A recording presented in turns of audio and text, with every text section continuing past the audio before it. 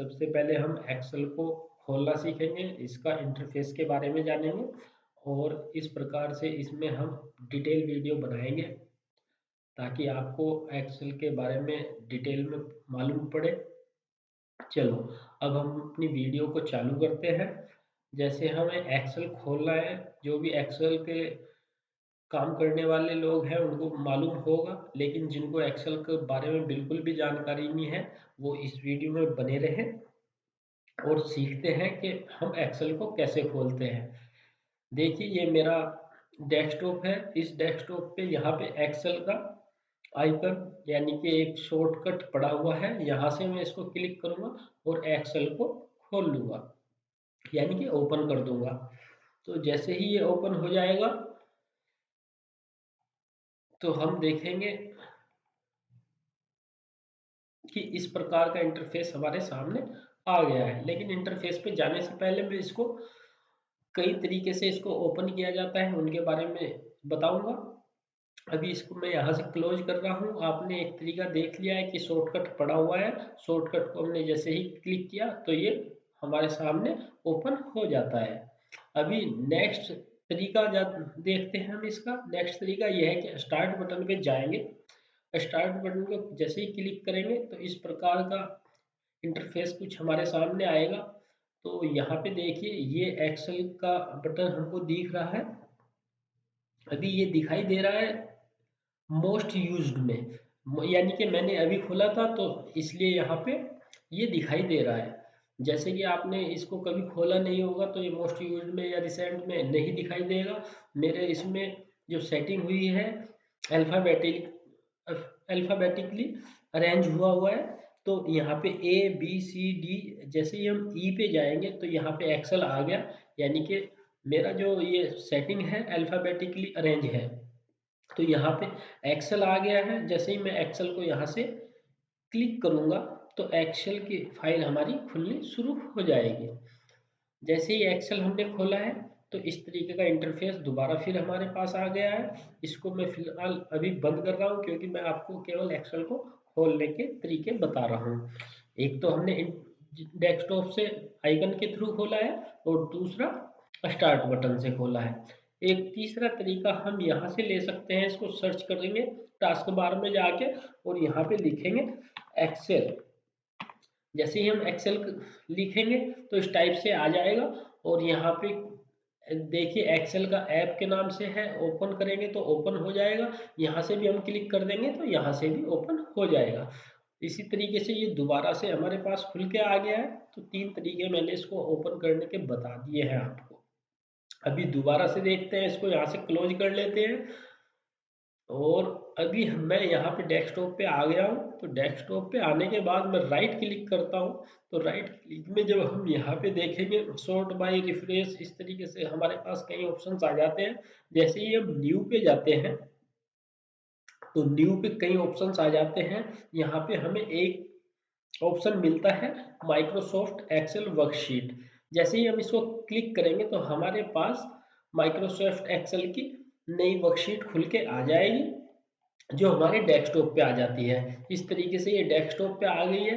इसका हम नाम चेंज करना चाहे तो रीनेम कर सकते हैं, अदरवाइज यहाँ से इसको हम खोल सकते हैं।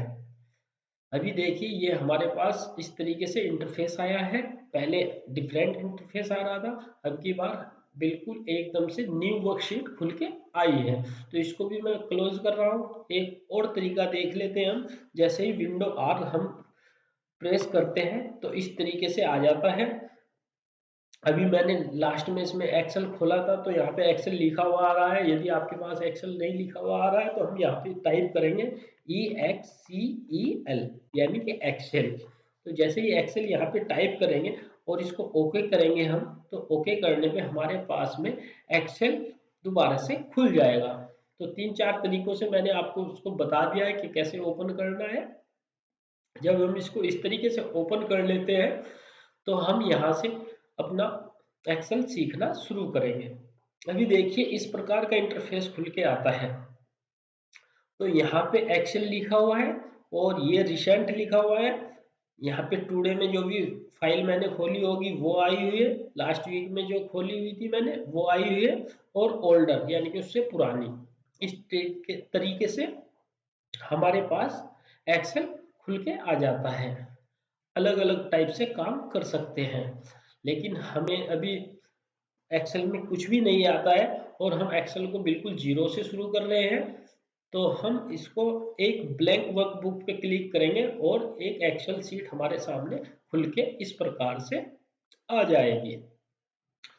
तो अब यहाँ से हम शुरू करेंगे एक्सेल को सीखना। एक्सेल में दरअसल इस टाइप से जब हमारे सामने खुल के आता है तो हम देखते हैं, अभी यहाँ पे देखिए ये लिखा हुआ आ रहा है बुक 1 एक्सेल। ये बाय डिफॉल्ट एक्सेल हमको दे देता है जब हम कोई नई वर्कशीट लेते हैं। अभी हमने नई वर्कशीट ली है तो इसका बुक 1 लिखा हुआ आया हुआ है, और जब हम इसमें कोई काम करेंगे, कुछ भी टाइप करेंगे और उसको बाद में बंद करने की कोशिश करेंगे तो वो उसको सेव करने के लिए मांगेगा, और तब हम इसका नाम यहाँ से चेंज कर देंगे। अभी हम इतनी डिटेल में नहीं जा रहे हैं, लेकिन इसको मोटा मोटा हम इसका इंटरफेस समझेंगे, इसका इंट्रोडक्शन देखेंगे। तो अभी हम शुरू कर रहे हैं कि ये है क्या, और इन चीज़ों को जो भी हमें सामने दिखाई दे रहा है इनको हम क्या क्या बोलते हैं। जैसे ये ग्रीन पट्टी दिखाई दे रही है आपको, इसको हम टाइटल बार बोलते हैं। टाइटल बार में ऊपर सबसे बीच में यहाँ पे लिखा हुआ है बुक 1 एक्सेल। ये इस वर्कशीट का नाम लिखा हुआ आ रहा है। तो टाइटल बार में ये इतने ही बटन हैं, इनको बाद में हम डिटेल में समझेंगे। मोटा मोटा हमें ये सीखना है कि ये एक्सेल सीट है, इसके जो डिफरेंट इसमें चीजें दिखाई दे रही है उनको हम क्या बोलते हैं। तो इस प्रकार से अभी चलते हैं हम। टाइटल बार हमने देख लिया है, इसको टाइटल बार बोलते हैं, जहाँ पे मेरा कर्सर एरो जा रहा है यानी कि पॉइंटर जा रहा है, तो इस वाली पट्टी को हम टाइटल बार बोलते हैं। अब ये जहाँ पे फाइल लिखा हुआ है, होम लिखा हुआ है, insert, page, layout, formulas, data, review, view, help, इस टाइप से ये चीजें लिखी हुई है। तो इसको बोलते हैं हम मेन्यू बार, कई बार हम इसको टैब बार भी बोलते हैं। जब हम इसमें होम टैब या इंसर्ट बार कुछ भी क्लिक करते हैं तो इस तरीके से हमारे सामने चीजें आ जाती हैं। जो ये ब्लू स्काई वाली पट्टी आ रही है इसको हम रिबन बोलते हैं। अभी ये हमने जो है हिडन कर रखी है, अगर हम इसको इधर क्लिक करेंगे तो ये सब हाइड हो जाती है। यदि हम इसको यहीं पे देखना चाहते हैं या रखना चाहते हैं तो हम इसको क्या कर देंगे, यहाँ से पिन कर देंगे। अब ये जो है यहाँ से हाइड नहीं होगी। हमें कोई भी काम करना है तो वो हमें दिखाई देता रहेगा। इस प्रकार से अगर हमको ये पट्टी यहाँ से हाइड करनी है तो इसको हम यहाँ से हाइड कर देंगे इस तरीके से। हालांकि मेरा उसको बताना नहीं था, चाह रहा था मैं उसको, लेकिन ये कुछ चीजें हैं जो मैं बीच बीच में बताता चलूंगा। तो ये जो टैब बटन है इसके या मेन्यू बार है, इनमें कई तरीके से काम होता है, वो आगे मैं समझाऊंगा आपको। बस मेरा अभी यही बताना था आपको कि ये आपका सबसे ऊपर वाली पट्टी को हम जो है बोलते हैं टाइटल बार, और नीचे वाली इसको बोलते हैं टैब बार। तो आपने टाइटल बार के बारे में देख लिया और टैब बार के बारे में देख लिया। और इसके यहाँ पे ये जो है इसको बोलते हैं हम क्या, इस वाली को नेम बॉक्स। यहाँ पे जिस भी सेल पे हम ले जाएंगे, देखिए इसमें जो है ये जो खाने दिखाई दे रहे हैं इनको हम सेल बोलते हैं। तो इस प्रकार से जिस सेल पे भी हम ले जाएंगे उसका ये नेम बॉक्स है। नेम बॉक्स में होता क्या है, एक इधर कॉलम है और इधर रो है। तो एक रो और जो कॉलम वाले के बीच का हिस्सा होता है जहां पे उसका कटान बिंदु होता है, जैसे यहाँ पे बी कॉलम है और 5 रो है, तो यहाँ पे B5 इसका नाम आ गया है। यदि हम इसको यहाँ पे ले जाते हैं तो इसका नाम A1 आ रहा है, इसका नाम आएगा B1। देखिए यहाँ पे देखिए इसके नेम बॉक्स में क्या लिखा हुआ आ रहा है B1। तो इस प्रकार से जिस रो में हम ले जाएंगे और जिस कॉलम में ले जाएंगे उस कॉलम और रो को मिला के उसका नेम बॉक्स बन जाता है। जैसे मैं यहाँ लाता हूँ उसको, तो ये देखिए यहाँ पे B10 लिखा हुआ आ गया है। इसको हम सेल का नेम बॉक्स बोलते हैं। इस प्रकार से यहाँ पे ये जो है ये वाली पट्टी, ये है हमारी। देखिए यहाँ पे जैसे ही मैं करूंगा इसको तो इसका नाम लिखा हुआ आएगा। अभी देखिए सॉरी, ये देखिए इंसर्ट फंक्शन, इस वाले जो बॉक्स को बोलते हैं इंसर्ट फंक्शन। इसमें हम फंक्शंस लगाते हैं। ये आगे चीजें मैं आपको बताऊंगा। इस प्रकार से ये फार्मूला बार है। तो हमने देख लिया यहाँ पे टाइटल बार, फिर टैब बार, और ये नेम बॉक्स, इसके बाद इंसर्ट फंक्शन, इसके बाद फॉर्मूला बार। तो यहाँ तक की चीजें हमारी क्लियर हो गई हैं। अगर हम फार्मूला बार को बड़ा करना चाहें तो यहाँ से ये फार्मूला बार के नीचे डाउन एरो का जो साइन है इसको क्लिक करेंगे तो हमारी फार्मूला बार बड़ी हो जाती है। ये आगे बताऊंगा मैं इसका क्या जरूरत पड़ती है, कहाँ जरूरत पड़ती है। लेकिन अभी हम इनका केवल वर्कशीट जब हम कोई खोलते हैं उसके बारे में जानकारी ले रहे हैं। तो इस प्रकार से इसमें एक साइड में होती है हमारी रो, A B C D E, ये हमारी क्या है रो। इधर A1 2 3 4 5 6 देखते रहिए मेरा कर्सर कहाँ जा रहा है। तो ये जहां पे मेरा कर्सर जा रहा है इनको बोलते हैं हम रो। तो रो और आपके कॉलम्स मिलके एक सेल का निर्माण करते हैं और उसको हम सेल बोलते हैं। जहां पे भी ये छोटे छोटे बॉक्स दिखाई दे रहे हैं इनको हम सेल बोलते हैं। तो इस प्रकार से हमारे सामने एक्सेल का इंटरफेस आता है। और एक्सेल के इंटरफेस में कई चीजें हमें जो बेसिक चीजें हैं वो पता होनी चाहिए। तो इसमें काफी सारी चीजें रहती हैं जिसको हम आगे डिस्कस करेंगे।